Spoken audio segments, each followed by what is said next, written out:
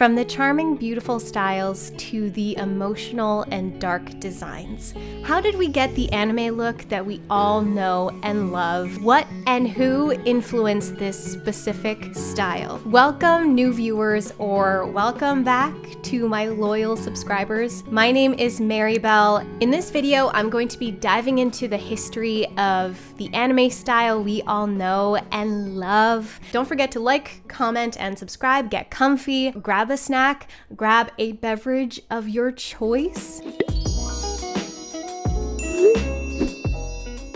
So let's just start at the beginning. Anime, as a distinct form of animation with its unique style, began to emerge in Japan in the early 20th century. The roots of anime can be traced back to the early years of Japan cinema and the influence of Western animation. One of the earliest Japanese animated films is called A Dull Sword, a 4-minute comedy about a samurai with a dull sword who tries to attack townspeople with said weapon, only to fail miserably each time. This short was released in 1917, and you can still watch restored versions of it here on YouTube. In the early years of anime, Japanese animators drew inspiration from Western animation, particularly Disney films. This influence is visible in certain character design elements such as exaggerated facial expressions and the anthropomorphism of animals. I can't talk about anime without mentioning this one man, the father of anime. 3本の連載漫画が同時進行で執筆されます。少年漫画のファーストシーンを描いていたかと思うと、次の瞬間には時代物のラストシーンを描いています。Osamu Tezuka was a Japanese manga artist, animator, and cartoonist. He was the creator of Astro Boy, Princess Knight, and Kimba the White Lion. He's often referred to as the god of manga, and he's looked at as the equivalent to the Japanese version of Walt Disney. Walt was actually his main influence. Osamu Tezuka had famously watched Bambi 80 times. That's right, 80 times. I can't say I've ever watched Bambi 80 times. I've probably watched Beauty and the Beast 80 times though. Osamu Tezuka's distinctive large eyes design was inspired by Betty Boop, Mickey Mouse, and other Disney cartoons. He was the creator of those expressive anime eyes that we all know and have seen countless times in Japanese anime. Tezuka's groundbreaking work on Astro Boy marked the birth of modern anime, setting the tone for the anime style, which features large eyes, small noses, and expressive faces. Whether a character is sad or angry or happy or flirty or in love, the large-sized anime eyes allow for more expressive and easily readable emotions. This is particularly important in the context of manga and anime, where its still images need to communicate a character's feelings effectively. Just like hairstyle, the eyes have become a key feature in showing the audience what the character's personality might be. Bigger eyes mean innocence or friendliness. Smaller and sharper eyes will be a more serious or villainous character. Eyes that are blank with no pupil might be a character who is unaffected or empty inside. Looking at an anime's eye color, eye shape can really tell us a story of who this character is. I really had fun doing this portion of the researching for this video, so I'm gonna dive into eye color and what it might mean in a character. Of course, the description for each color is not set in stone. An artist can put whatever color, whatever eye shape they want for their character. It might not mean anything specific, but the general rule of thumb is this. Brown eyes or natural colored eyes are typically everyday heroes, people like us, regular people, and if they come from a magical world and they have brown eyes, it's possible that they don't actually possess any natural magical ability. Red shades can tell us that a character is evil, or if they are the protagonist, it can tell us that a character might be dangerous in some way. Often some type of demon or creature or someone with a supernatural ability. Blue eyes can mean purity of heart. Sometimes the deeper the blue, the more standoffish or cold the character might be. And also, blue eyes might mean that the character is a foreigner, someone who has a different background than the rest of their peers. Purple is a very powerful, rich color. It might also mean that the character is more mysterious. Yellow eyes are very similar to red shades. It can mean that the character is a villain.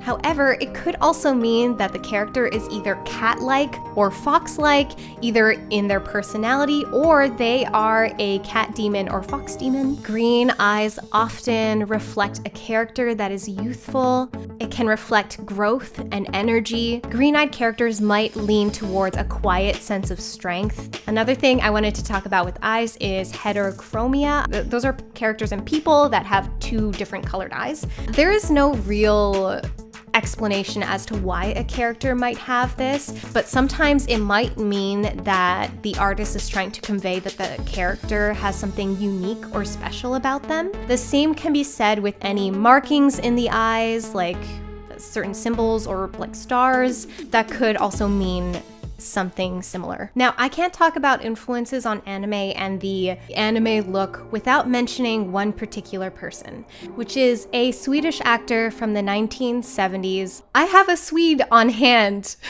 currently, so I'm gonna call on him to make sure I'm pronouncing his name properly. I mean, it's obviously Bjorn. Yeah, Bjorn, yeah.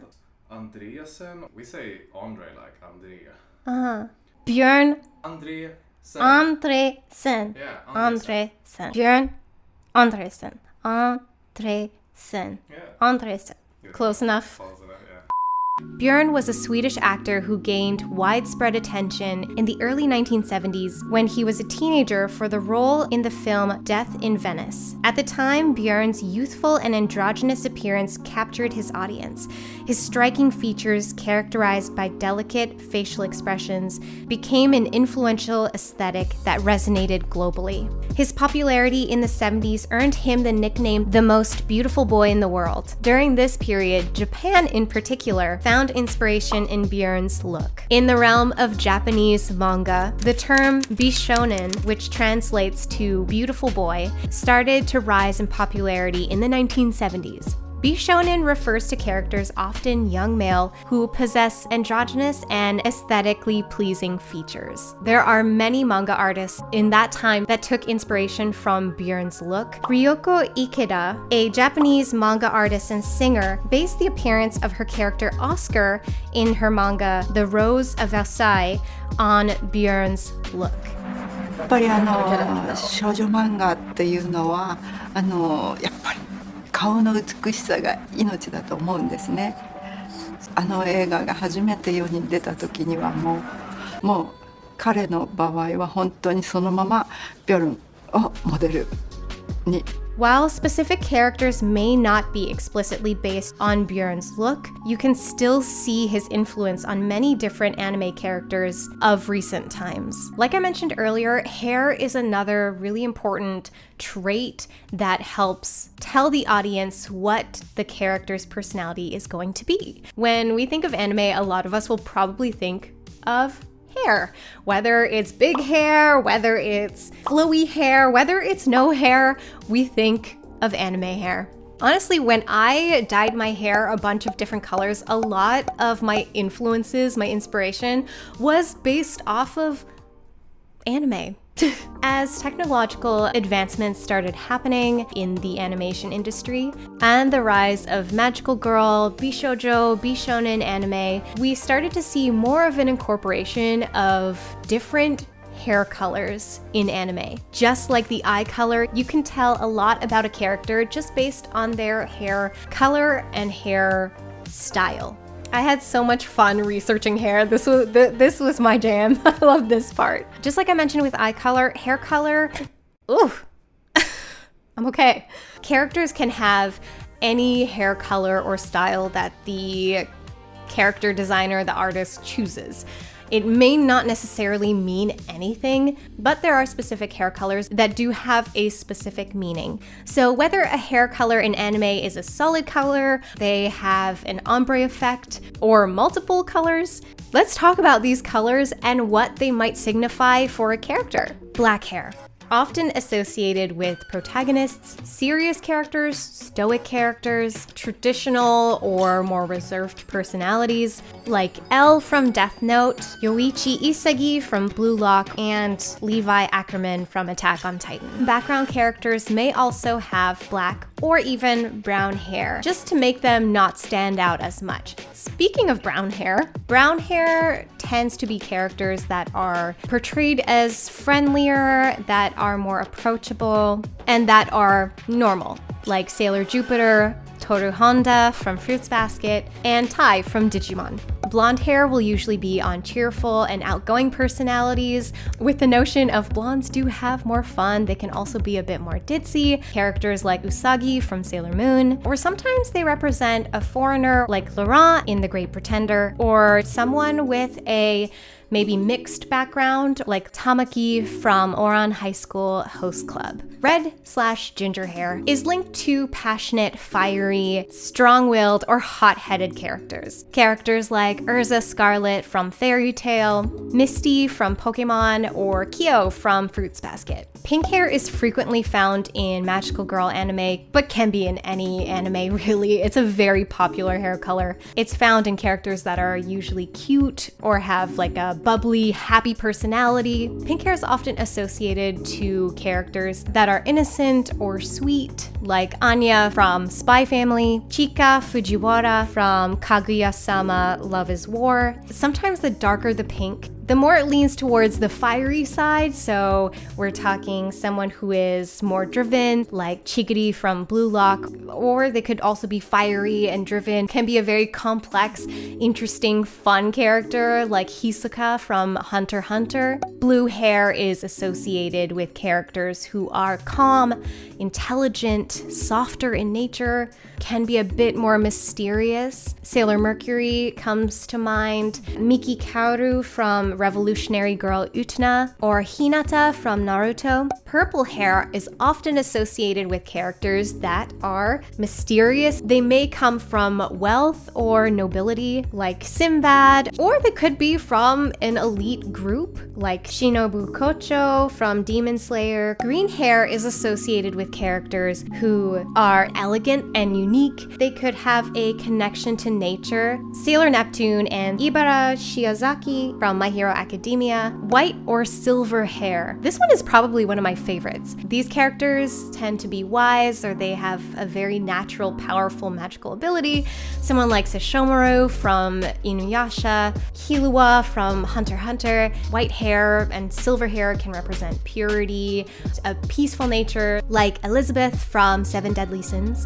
Multicolored two-tone hair or gradient hair, so a character with multiple hair colors can mean a plethora of things. This hair color is very eye-catching. This could be a way for the artist to really make sure that this character stands out against the rest. It can be associated with characters that are more eccentric, edgy, have a unique background, or if they have magical powers, it can also show through their hair color. Now, we need to give bald characters some love here. So what does a bald character mean? A bald character will usually be a character that is very powerful, whether it's physical strength or a strength in spirit. Bald characters in anime tend to be the most powerful, very wise, unbeatable, like Saitama from One Punch Man, Commander Pixis from Attack on Titan, or Alex Louise Armstrong from Full Metal Alchemist. As well as hair color, hairstyle also plays a big factor into a character's design. And anime has very unique hairstyles that may mean very specific things. Hair color and style can be carefully chosen to show us who this character might be. Whether it's a ponytail to show that the character is athletic, a twin tail to show that the character is more childish, braids for more maturity, a short bob for rebellious nature. They're showing their forehead, which may mean that they are rich. All of these things and more can tell us what the character's background is, what their history is, where they come from, who they are, and what they're going to be. In short, just like eye shape and color, there are many variations of hair style and hair color that could go into a character's design. We can't deny that these designs make anime hair exceptional. The iconic anime art style is a blend of various artistic, cultural, and industry influences that have come together over time. It reflects a dynamic visual language that continues to evolve with each generation of artists and storytellers. I know this topic is not so different from my usual content, but kind of different as in, like, I don't normally sit here and just tell you stuff that I've researched. I haven't done that in years, but I really wanted to make a video like this, mainly because I am really passionate about characters. I love storytelling and I love characters. And I also just really wanted to go back to this type of sit-down video, and I personally really like long-form videos like this, so I'm hoping that some of you might find this interesting as well. I really loved researching and sharing this topic with you guys. If you've watched this video up until this moment, you are a freaking rock star. If you want to see more videos like this, please let me know in the comments. Give me a thumbs up. A thumbs up is the best way for me to know that you guys actually enjoyed my video. And if you're new here, don't forget to subscribe to my channel to be up to date with any of my uploads. I also want to know in the comments what genre of anime is your favorite. For me, I can say that my favorite, I mean, you guys can probably guess, definitely the romance genre is my favorite. I tend to lean more towards romance in genre, and that tends to be the anime that I am most drawn to. Thank you guys so much for watching. I appreciate you all for being here. And if you have a video suggestion for me, please let me know. I will see you guys in my next video. Much love, guys. Bye.